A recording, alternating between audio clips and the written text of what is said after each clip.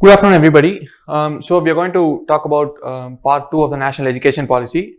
In the earlier part, we've talked about school education, which covered the broad base for what the policy proposed. And so in this part, we are going to talk about these three major areas of focus. The first is higher education.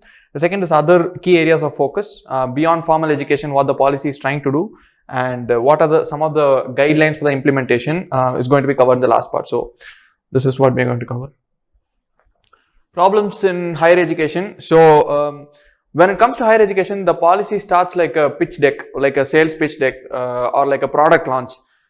It lists down problems and then it proposes solutions. It addresses each of the problems, or it claims to address each of the problems, and then in each of the sub problems or each of the sub areas of focus also, it lists down problems or it lists down some of the gaps that are existing and then proposes solutions for the same.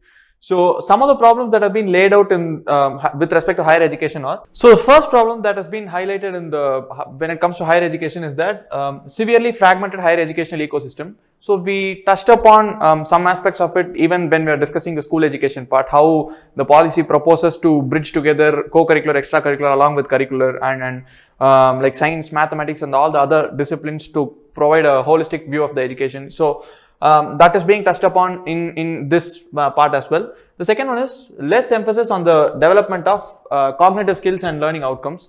So again, this was touched upon right from the time they talked about foundational literacy and numeracy. So cognitive skills and learning outcomes are most important outcomes that will kind of seamlessly transition from the school education part to the higher education part. Rigid separation of disciplines and early specialization. So this we are very clear, separation of disciplines as in education, engineering is separate, medicine is separate, arts is separate, science is separate, commerce is separate and all that. Early specialization, so this is even more curious. So when we start with engineering, for example, we don't study engineering in general. We might have courses that touch upon other areas of engineering, but mostly if you are a mechanical engineer, study about mechanical. If you're an electrical engineer, study about electrical and all that. So that is one area which has been stated as a problem here. Then limited access, particularly in socio-economically disadvantaged areas with few HEIs that teach in local languages. Again, this was also touched upon in the school education part where they said there are going to be certain aspirational districts and special education zones, so-called SCEZs. So that's again a problem that's been mentioned. Limited teacher and institutional autonomy. So autonomy, holistic education are some of the terms or jargons that we are going to keep stumbling upon as we progress towards the other aspects of this policy. Inadequate mechanisms for merit-based career management and progression of faculty and institutional leaders. So again, overarching theme is in school education talked about how arbitrary transfers happen for the teachers from one area to another area, one school to another school without any reason whatsoever or without any tangible reasons to pinpoint why the transfer happened. So that's one thing. Lesser emphasis on research and lack of competitive research. This has been talked about by several scientists, by several academicians for quite some time now, that Indian engineers or Indian the people who come out of Indian education system are more limited to rote learning and all that, but their cognitive skills and aptitude for research is very low. Suboptimal governance and leadership of HEIs. So the leadership structure needs to hold some degree of accountability, as well as it needs to have a long-term vision and short-term goal for the institution and how to take it forward. An ineffective regulatory system. So again, this goes hand in hand with how transfers happen, how career progression happens, how promotions are being done, etc. Large affiliating universities resulting in low standards of undergraduate education. So for example, when you take Anna University in Tamil Nadu, for example, there is a main campus that is there in Chennai, and then there are so many other colleges that are affiliated to it throughout the state. So that is a problem as per the policy, and there are going to be justifications as to how this can be rectified.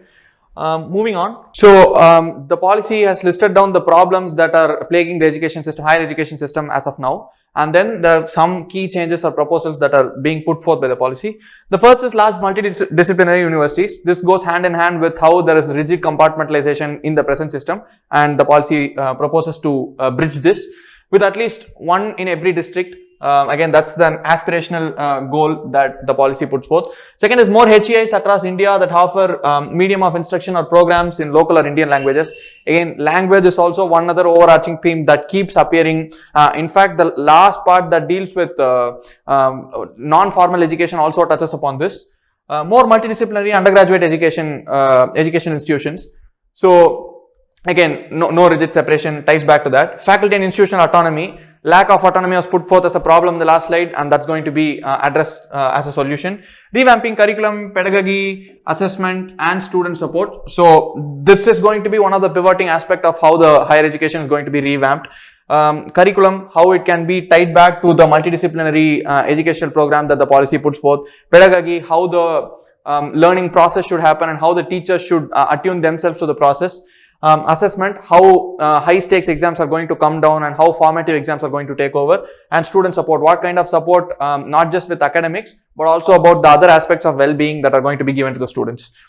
Reaffirming the integrity of faculty and institutional leadership positions. Again, this was touched upon in the school education system when they said infrastructural support needs to be given for the teachers. The teaching as a position should be revered, admired, and how it was during ancient times and all that. National Research Foundation. So this is going to be the topic in a whole dedicated chapter which you are going to see further. National Research Foundation is going to be the umbrella body that oversees all the research, funding and everything that is related to that, so that India progresses in terms of research education to a better level. Governance of HEIs by high qualified independent boards. So again, this ties back to the autonomy part that's being discussed. As much as possible, there are going to be sort of a liberalization in terms of how the regulatory support system works. Having academic and administrative autonomy. Single regulator for higher education. Again, this is sort of the theme that we touched upon the school education as well. So when we talked about exams, last time we saw a body called PARAK. So performance, assessment, review and analysis for knowledge, knowledge for holistic education. So like that, that's going to be certain single umbrella body that's going to sort of take over.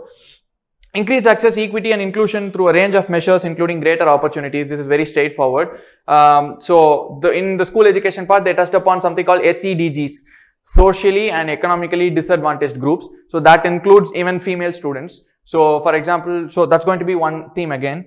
Scholarships by private or philanthropic universities for disadvantaged and underprivileged students. So public-private partnerships, philanthropy is one aspect that's being touched upon even outside of education when it comes to this government and how their policies are being put forth. That's being reflected in education as well. Online education and open distance learning. Again, we touched upon this in terms of how NIOS, National Institute of Open Schools, and SIOS and all that are going to kind of come together to deliver seamless learning even outside the formal educational platforms. So these are the broad areas of focus in higher education. So we've seen the problems, we've seen how they're going to address, and these are going to be the specifics as to what are the pillars around which the higher education policy proposals are structured upon. The first is institutional restructuring and consolidation, the multidisciplinary part. The second is holistic and multidisciplinary education, again bringing together everything, not keeping rigid specializations as such.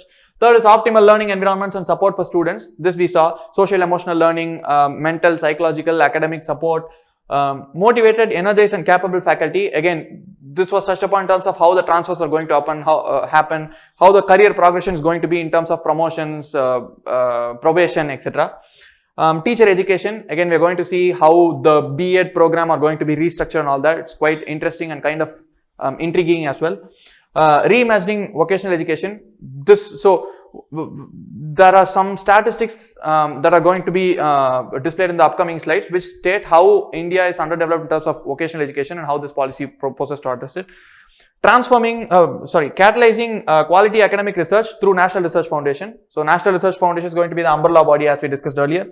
Transforming the regulatory system. There are going to be, the regulatory system is not going to be rigid and more or less the red tape system is sort of coming apart, and there is going to be a light but tight regulatory framework as per the policy proposal. Effective governance and leadership for HEIs. So again, the leadership also in the school education part, we saw about how school management committees, school complex management committees are going to structure how the school should look like 3 years down the line, 5 years down the line, etc. So the same thing or similar areas are going to be touched upon here. So these are some of the broad areas of focus in higher education. Moving on. So first part is institutional restructuring and consolidation. So this one is very curious. So large multidisciplinary universities and colleges are going to be set up, and each of these multidisciplinary universities should have at least 3,000 students, meaning any college or any education institution that has less than 3,000 students will have to find mechanisms to increase student count and increase the number of areas that are being offered, or inevitably they'll have to shut down. So the policy also goes on to define what are universities, what are the categories of universities, what other categories can exist apart from these universities. So the policy defines universities are multidisciplinary institutions. Multidisciplinary touches upon arts, science, engineering, medicine, teacher education, research and everything else. Of higher learning, offers undergraduate and graduate programs. So university should offer both, not just undergraduate programs. High quality teaching, research and community engagement. So this again is one part that is going to be touched upon quite often. In the school education part, we saw about how volunteerism, community engagement and support from the local craftsmen and art people are going to kind of define how the students learn the local language and the local culture, and there are similar undertones here as well.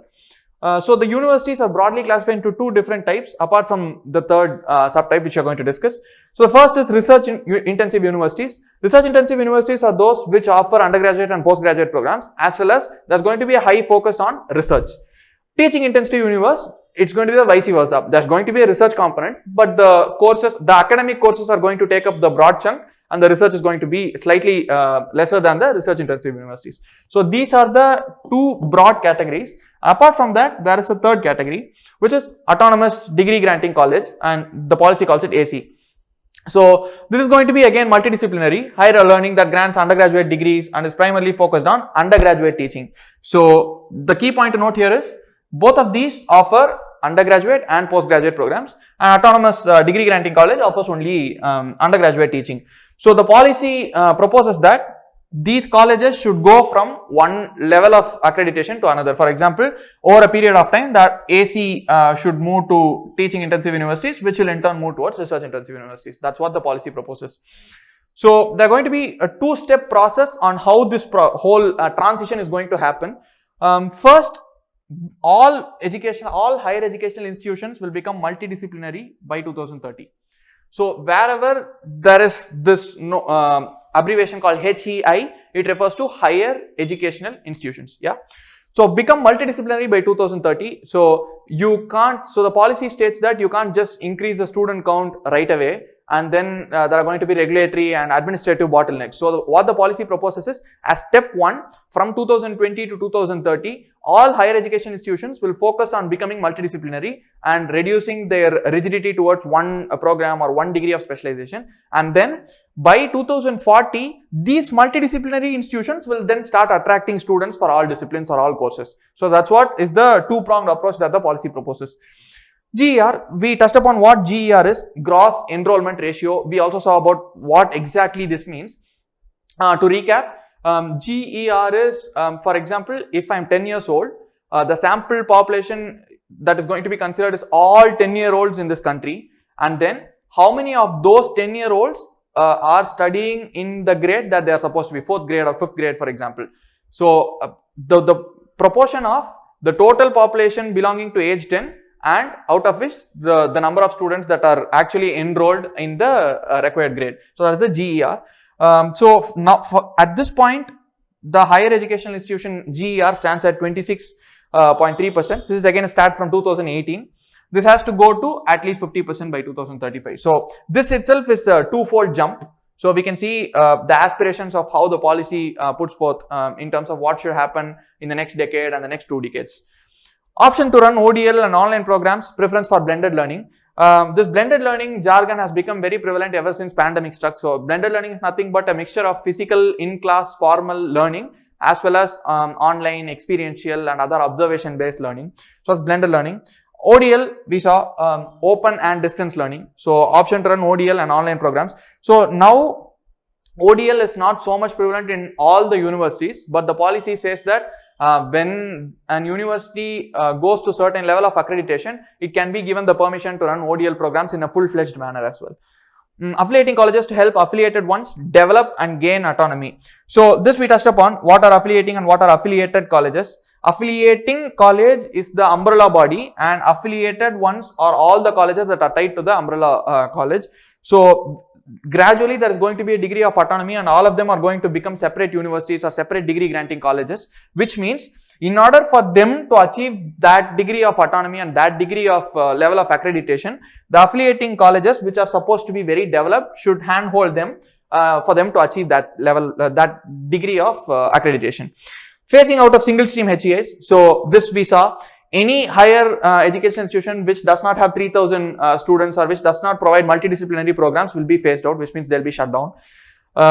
Replacing deemed to be university, affiliating technical university and unitary university with just university. So these days it's become very common that some universities call deemed to be university, some of them call them as autonomous, some of them call as affiliated university and all that. So this creates a sort of a confusion as to who are autonomous, what sort of infrastructure they provide, who are associated government, who are private universities and all that. So in order to break all these confusions, there's going to be only one term, that is university, subjective to all the subjective to the fact that the university meets all the regulatory framework that's being put. Next one, holistic and multidisciplinary education. So again, holistic is the integration of all this scientific, vocational, professional and soft skills. So we've touched upon what all these are. Scientific is more to do with pure science, physics, chemistry, maths and all that. Vocational is practical learning as such, what ITIs and polytechnics do. Professional fields are engineering, medicine and all that. Soft skills is communication, debate, critical thinking and all that. So any multidisciplinary education should provide all these components blended together into their programs. So broadly, this is going to be the integration that's going to happen. STEM, we know what STEM is: science, technology, engineering and mathematics. STEM plus humanities and arts, all these are going to be integrated. So applies to all institutions including IITs. So there were certain articles you can read upon them. There's one article in the print, there's one in the wire and there's one in the telegraph. I'm mentioning all these so that you can get three different perspectives about the same thing. The print article was more of factual. It talked about how local languages are going to be, how IITs are going to be subject to this local language intervention and all that, and how it's going to start with one campus, IIT BHU. And then the telegraph and wire gave a sort of analysis as to what the concerns from the IIT administrators, teachers and officials are. So departments in language, literature, music, philosophy, Indology, and it covers a whole range of topics and whole range of disciplines that need to be covered and put forth in a multidisciplinary education. Starts from literature and goes on to all kinds of, you name anything that's going to be covered in a multidisciplinary institution. That's what the aspiration of this policy is. Again, global citizenship education, the policy says that the world is increasingly getting interconnected, and especially we have come to know about it in the pandemic times, how vaccines are going to be produced at one end and then supplied to different end and then going to be shared between different countries and all that. So global citizenship education has to become a component of any higher educational programs that is provided in our country. So again, this was being touched upon in the school education as well. So like I keep mentioning again and again, there are some broad overarching themes that are common to both the school education and the higher education part. I will try to touch upon both of these whenever I find a contrast or whenever I find a similarity. Yeah. So multiple exit options, this was provided even during the secondary education part in the school education. 9th, 10th, 11th and 12th students will have exit options or how they can specialize on one subject. The decision is going to be theirs, and if they're going to be left out of the educational fold, there are going to be multiple options to bring them back and make sure they do not fall behind in terms of their learning outcomes. So similarly, this higher education part takes it one notch above and gives multiple exit options during the 3 or 4 year degree programs. So if a student wants to exit after 1 year, he or she is going to be given a certificate. If the exit happens after 2 years, it's going to be a diploma, and if it's a 3 year exit, it's going to be degree, and then for a 4 year course, it's going to be degree or degree with research. So this has created a sort of confusion in terms of how the issuing authorities are going to manage all this issue of certificates for different students who are going to exit at different points in time, and what happens when they come back at a later point and want to continue their course. Those are some confusions that are still around with respect to this, but this is the broad proposal of this policy, because as of now, if students decide to drop out at first or second year, they deemed to have wasted a year or two. Rather, this policy proposes some official stamp of verification that they have completed this. Yeah. So there's a brief distinction between these two. A degree with research is where the student has completed some project with intense research, and this research product has a scope that can be taken forward in terms of further research. So that is going to be a degree with research, and a degree is a plain degree. Academic bank of credit, ABC, to store credits earned. So let's say there's going to be a dropout at this 1 year. So let's say a student drops out at the end of 1 year, and then he or she moves on to another campus or another state for whatever reasons, and then they want to continue there. The credits that are earned here will be taken forward to the new course. That's what seems to be the idea behind this system. So academic bank of credit will be a repository of whatever credits the students have earned. So again, master's programs are also going to be slightly tweaked from what they are at the present system. So first is, when the students have done a 3-year bachelor degree, they can do a 2-year master's. When they have done a 4-year bachelor degree, they can do a 1-year master. Essentially, what this does is, it integrates the bachelor's and master's program together into a 5-year system. So that's what it does. So it can be 3+2, it can be 4+1, or it can be an integrated 5-year program. So essentially, the overall number of years that a student is going to spend in terms of completing both the bachelor's and master's degree or an integrated program is going to be 5 years. So this is another aspirational idea that this policy has come up with. There are going to be MERU, what the policy calls as multidisciplinary educational research universities. The policy states that these universities, when set up, will be on par with IITs and IIMs in terms of the course offerings, the infrastructure, the research facilities they offer, etc. So this is an aspirational idea. We do not have one example of this as yet, but the policy envisions this. Incubation centers, academia, industry linkages, promotion of research. So this is one area that keeps continuously kind of blocking the seamless transition of students from the courses or the academia to how they move on to their professional careers. So that is one thing that is going to be addressed. And then there are going to be incubation centers to fund the startups and research ideas and entrepreneurship ideas, etc. And there's going to be promotion of research. Optimal learning environments and support for students. So we touched upon a few aspects again in school education. We talked about SEL, what is socio-emotional learning, and then we touched upon how disabled students will also be brought into the fold and how the different learning programs will be catered towards them, or how a national reading mission is going to be established and how reading will be taken forward as an activity as such, etc. So here there are 4 prongs in which this optimal learning environments are proposed, and those are curriculum, pedagogy, continuous assessment, and student support. This we touched upon slightly in the introductory slide itself.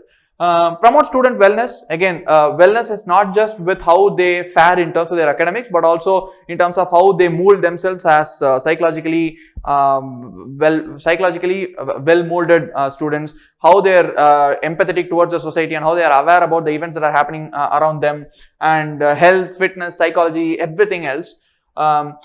Revising CBCS to promote innovation and flexibility. What is CBCS? CBCS is choice-based credit system. What we can call as electives in our present scenario.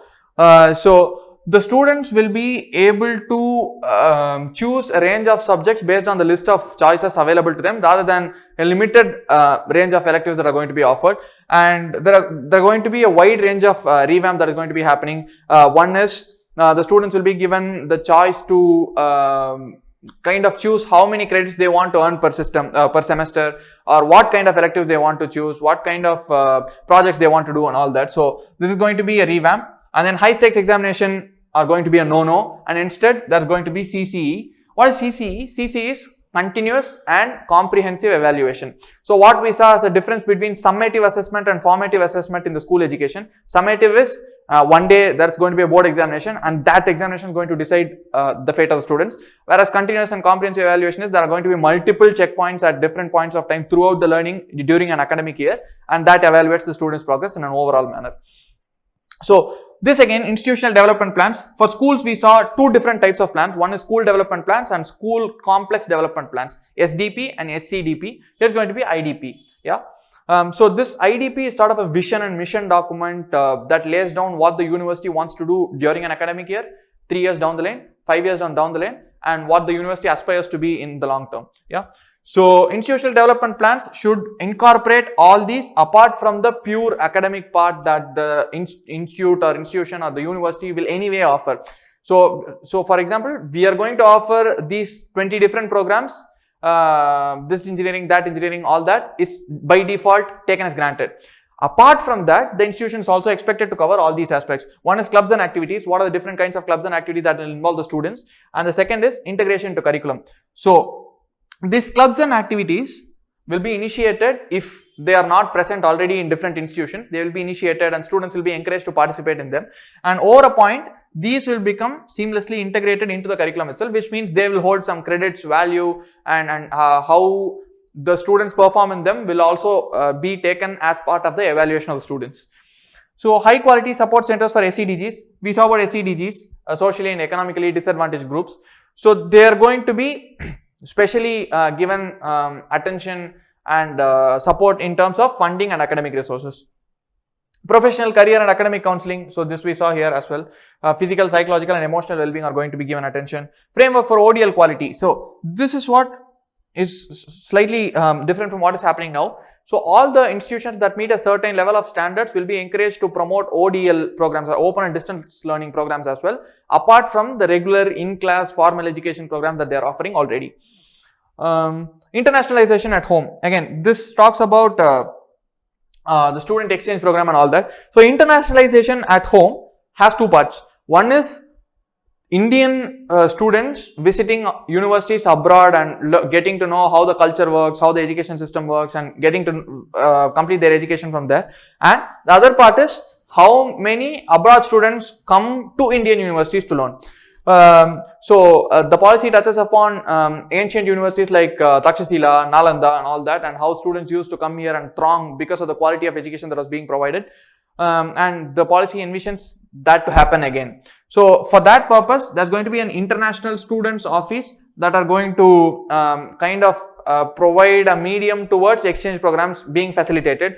So they will be responsible for anything to do with student exchange program. How many students are going to go from this university to that university? How many students are going to be coming here? What kind of accommodation will be provided? What are the courses they will be studying? What kind of courses they will be allowed to study? What are the research that they are going to take part in? All that is going to be taken care of international students, taken care by International Students Office. Branching out of India and into India. So this is what we touched upon in the previous point. Expansion of NSP to include HEIs as well. What is NSP? So NSP is the National Scholarship Portal. National Scholarship Portal is where the different scholarship examinations or different scholarships that are being grants provided by the government, state and center are being put into one repository. So for example, we might have heard about NTSE, National Talent Search Examination, for which this scholarship keeps update of the students who are writing those examinations and gives an announcement about the disbursement of scholarships and all that. So far the focus has been on scholarships given to school students more or less. Now the HEIs or the higher education institutions are also going to be part of the NSP. Motivated, energized and capable faculty. Since this has been touched upon in detail in the last part, I kept it to sort of minimum level. Good infrastructural support. The colleges or the higher education institutions should have good infrastructure, good teaching facilities, teaching aids, the places for them to kind of relax and unwind and all that. Focus on teaching time and student interaction. In the school education, touched upon the fact that in the present day, the teachers are being plagued with a lot of other administrative activities that make them focus very less on what they are supposed to do, which is teaching learning. And the policy proposed that the administrative work will be offloaded from the teachers, and there will be other mechanisms on how those work should be carried out when the teachers will concentrate only on the academics. Similar proposals are being put forth here as well. Mostly non-transferable. So in school education, talked about transfers only when necessary and only when the concerned body, the Directorate of State Education or the CEOs or the DEOs will make a decision. Here the teachers are going to be mostly non-transferable. This is to develop a sort of commitment and investment in the education where they are being put, so that they will focus towards long-term research goals and all that. Incentivizing through promotions, awards, recognitions. So this is one thing that was touched upon in the school education as well. there is going to be some level of transparency and accountability in terms of how the teachers are moved from one level or one cadre to another and further on. Autonomy, the teachers are free to choose their own mode of pedagogy and content delivery and all that. Institutional leadership, so at some point the teachers who are kind of good performers or good teachers who have exhibited meritorious performance in terms of the teaching abilities, in terms of how they have molded the research students, and in terms of how they have contributed to the whole development of the institution, they will be promoted to the institutional leadership positions. Equality and inclusion higher education. So this was again a dedicated chapter in the school education and it continues to be in the higher education vertical as well. Continuity of efforts to uplift SEDGs to ensure sustainable reform. So in terms of accessibility to high quality educational institutions, in terms of how financial support is going to be provided to them, in terms of how academic resources needs to be provided to them on the languages they know, etc., etc. 8 steps to be taken. So the policy puts forth 8 steps that need to be taken by governments at all levels. Governments at all levels meaning state government and the central government, and 13 steps to be taken by HEIs. So we didn't go in detail one by one, but we can see what each of them are briefly.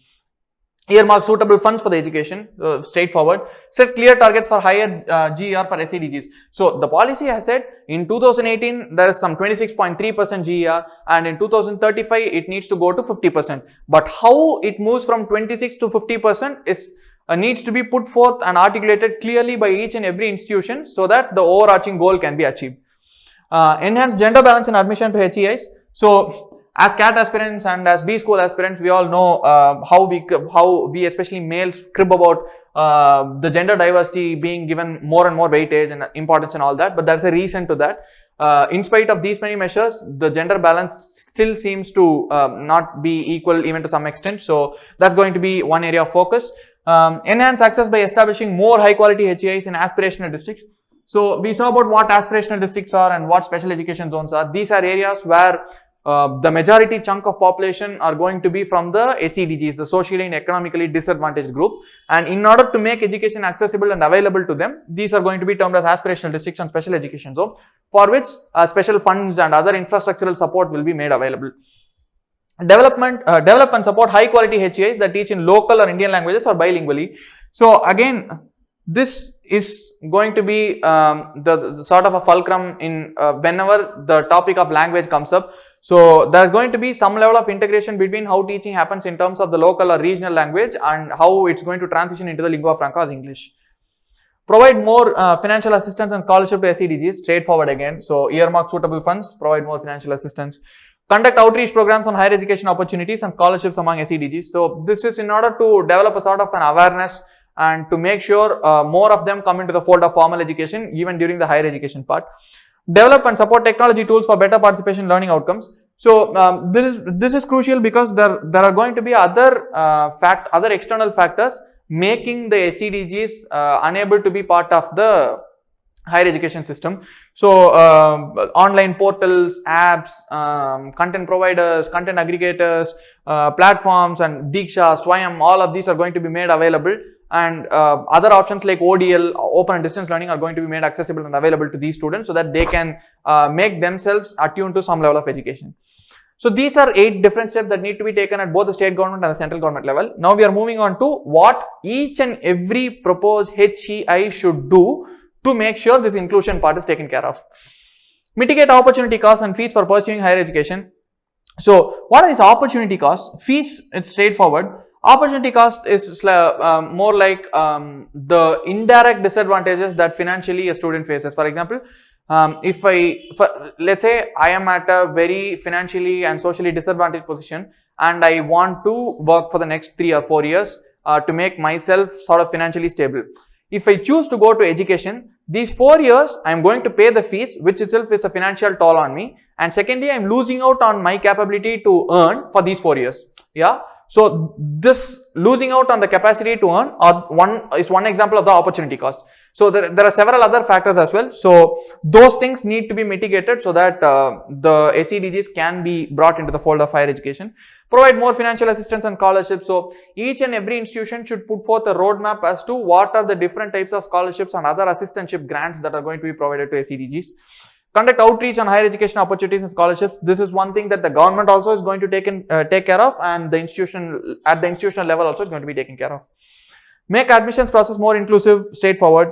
Make curriculum more inclusive, again, in terms of the languages, in terms of the content being inclusive. So, for example, if we teach history, the history should have lessons and plans and content that includes how historically the socially and economically disadvantaged groups have been marginalized and all that. So, it shouldn't be focused towards one social group or one economical group. That needs to be paid adequate attention. Increase employability potential of higher education programs. So, this employability potential is what can be stated as the ratio of how many students go on to get placed, so to speak, to how many students actually study at a institution. So that is the employability potential that is going to be increased, and it should be ideally 100%. Equality and inclusion, again, these are going to be the continuation of what the HEIs should do, or what the policy proposes they should do. Develop more degree courses taught in Indian languages and bilingually. This again ties back to the part of inclusion, where more people can be brought to the fold of education. Ensure all buildings and facilities are wheelchair accessible and disabled friendly. So, in the school education part, it talked about how the books should be made available in Braille, how the differently abled people also need to be given adequate care, and special educators should come into the fold of school education and all that. Here, it talks about infrastructural friendliness in terms of how they should be wheelchair accessible and all that. And develop bridge courses for students that come from disadvantaged educational backgrounds. So, these bridge courses are what can be termed as, so in school education, we talked about how foundational literacy and numeracy should be put in place right in grade 1, so that when the students progress from grade 1 to grade 3, at grade 3, their foundational numeracy and literacy are at a stronger position, so that they can move on to other specialized or higher order subjects. Here it talks about how there should be a transition between what they learned in school and what they are going to learn in college. There should be some bridge to connect what is going to come in the higher education institutions. Provide socio-emotional and academic support and mentoring for all students through suitable counseling and mentoring programs. This is pretty straightforward. Ensure sensitization of faculty. This is an important part. So this can happen in a variety of disciplines. One, when there are a disproportionate number of male coming as faculty, they might not advertently or inadvertently, they might not know enough about the females or the needs of the female students. So that is one type of sensitization that needs to occur. And then there's going to be the community and caste based and religion based sensitization that needs to happen. So this should happen on a variety of fronts. So sensitization of faculty, counselors and students on gender identity issue and its inclusion in all aspects of HEI. Yeah. Strictly enforce all no discrimination and anti-harassment rules. So most of the colleges at present itself have kind of come up with anti-ragging rules and all that. So that is going to go one notch further, and there's going to be no discrimination and anti-harassment rules. Presently also we see some news articles or some news items that keep saying that there are some level of discrimination that are happening in schools and colleges in terms of the economical background or the social background the students come from. So that is going to be addressed. Develop IDPs that contain specific plans for action. So this is what we talked about. So though the government and the National Research Foundation and all the other umbrella bodies are going to give suggestions and advice and funds and all that, it is up to the university to come up with a plan as to where they stand now, where they want to stand 1 year further, 3 years further, and so on and so forth. Teacher education, again, this was one vital aspect that we touched upon the school education part, and that's going to continue here as well. So in terms of teacher education, the higher education part talks more about how teacher educational institutions have lost plot. So that's what this part talks about. More in terms of what the universities and institutions should do rather than what the teachers itself should do or what they are expected to do. So the policy starts by quoting Justice J.S. Verma Commission report in 2012. Like I said, this is like more of a Steve Jobs type product launch speech, where a problem is being put forth and then the solution arrives later. Like that. So Justice J.S. Verma Commission report 2012 states that almost 10,000 or more teacher education institutions have kind of lost plot and have lost quality, or they're just getting money to provide degrees. This is what the commission report states, and this is what the policy tries to address. So in order to address this and make sure the teacher education institutes provide quality education and mentorship to the who are going to be the teachers, there needs to be a regulatory system. So first there needs to be some mechanism to make sure all these teacher education institutions actually do what they are supposed to do. To take stringent action against substandard and dysfunctional TAs. These dysfunctional TAs are going to be given a 1-year corrective period. Within this 1-year framework, whatever wrongdoings or whatever mistakes they have been doing, they need to correct and make sure they adhere to whatever rules that have been put forth in terms of the framework. Otherwise, these institutions will be forced to shut shop. All multidisciplinary universities and institutions to conduct B.Ed programs as well. So again, this ties back to what the policy envisioned in terms of what an institution or university should offer. I talked about 3,000 plus students. It talked about how different programs should come together. So that continues in the teacher education part as well. Conversion of standalone TAs to multidisciplinary institutions by 2030. So this is a two-pronged approach. One is all other institutions will also provide B.Ed programs. The other is those institutions that are providing only B.Ed programs will expand to other degrees. So in essence, in the next 10 years, all institutions will provide all kinds of degrees. 4-year integrated B.Ed is going to be the minimum qualification for school teachers by 2020. So anybody who is aspiring to become a school teacher for any grade, be it foundational, be it primary, be it secondary, whatever, they need to have a 4-year integrated B.Ed, with the caveat that 1-year and 2-year B.Ed programs also will be provided for those with other bachelor's degree. For example, we talked about this in the school education part as well. So for example, if I have done a specialization in physics, BSc physics for example, I need not again go and do a 4-year B.Ed program to make myself a school teacher if I have the aspiration to become a school teacher. Instead, I can do a 1 or 2-year B.Ed program as per requirements put forth and then become a subject specialization teacher. So the 4-year integrated B.Ed is going to be a minimum qualification, but there are going to be other options. So dual major holistic degrees, which are going to be education plus specialization. So these are going to be one other branch of B.Ed. What does this mean? Essentially, the B.Ed talks about education as a whole. For example, it talks about primary schooling, secondary schooling, socio-emotional learning, psychological well-being and all that. It talks about different aspects of what a teacher should constitute. In addition, there are going to be dual major holistic degree that will focus on one specialization. This specialization can be dance, music, yoga, arts, physics, chemistry, anything. So each HEI to be linked with a network of schools. Why is this important?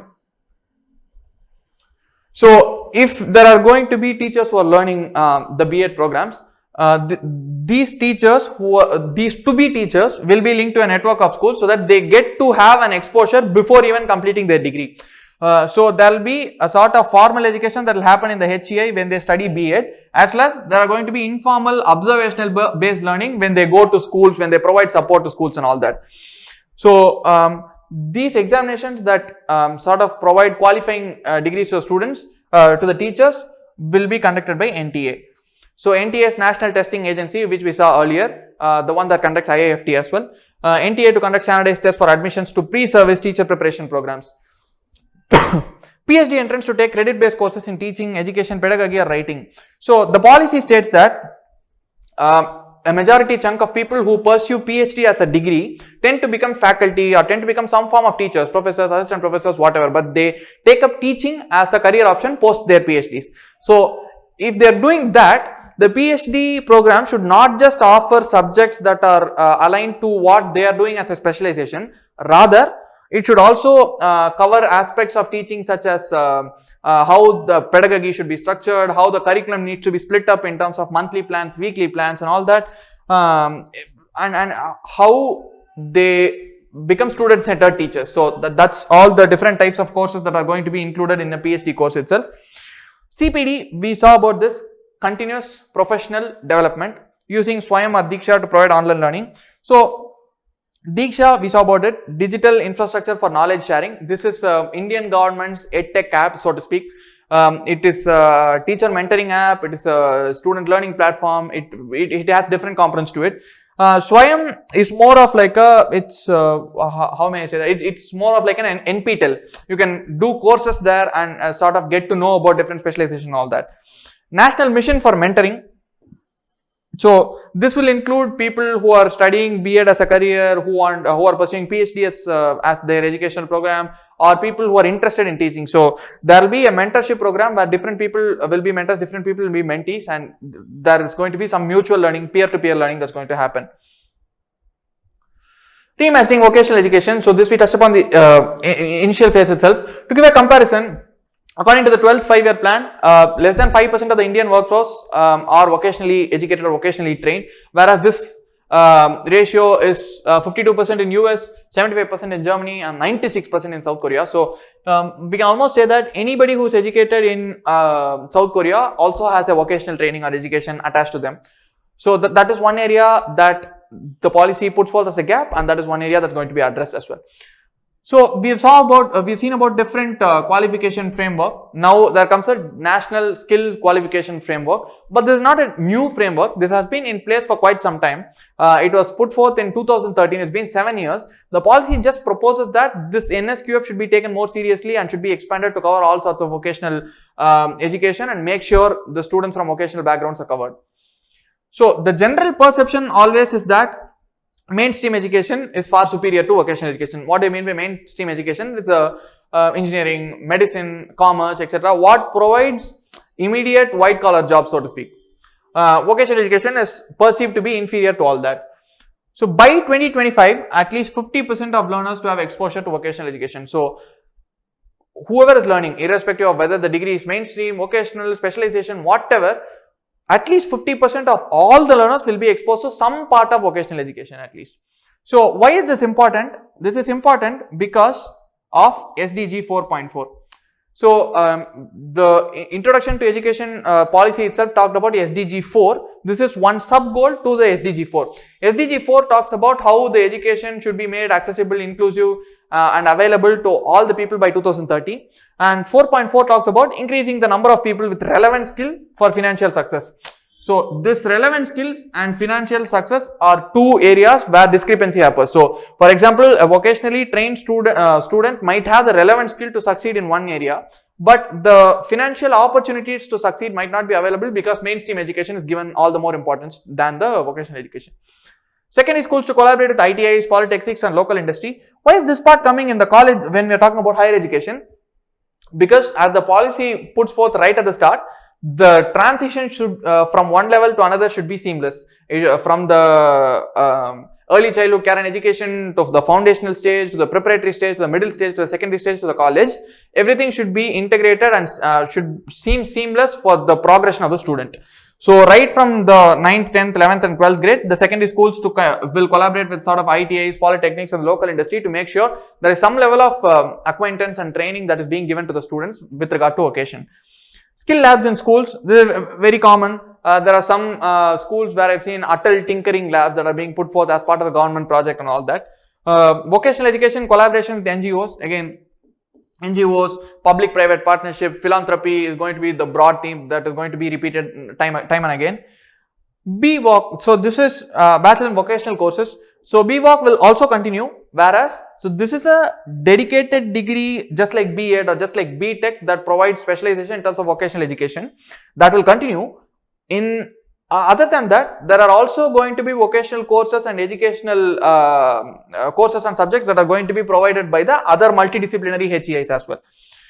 NCIVE is going to be set up. What is NCIVE? National Committee for the Integration of Vocational Education. Mind you, this does not talk about just vocational education, but integration of vocational education. It is, by now it's common knowledge that there are enough and more vocational educational institutions as such, but how they are integrated into what the students want to pursue in their career or how they are perceived in relation to the mainstream education is what this NCIVE will look to bridge. And this NCV is going to be set up by MHRD. MHRD is Ministry of Human Resource Development. Indian standards to align with international standard classification of occupations by ILO. So there is ILO has put forth a framework where some vocations are being deemed as important, or there are certain vocations that the students must learn, there are certain job skills that anybody should be acquainted to because it will help them further their career, etc. So Indian standards will sort of align and adhere to the international standards. ILO is International Labour Organization, we all know that, to provide recognition of prior learning. So this recognition of prior learning is what is kind of stopping vocational education being integrated into mainstream education. So vocational education is mostly perceived to be inferior because there is no appropriate mechanism to recognize it as a prior learning component. So that is going to be bridge here.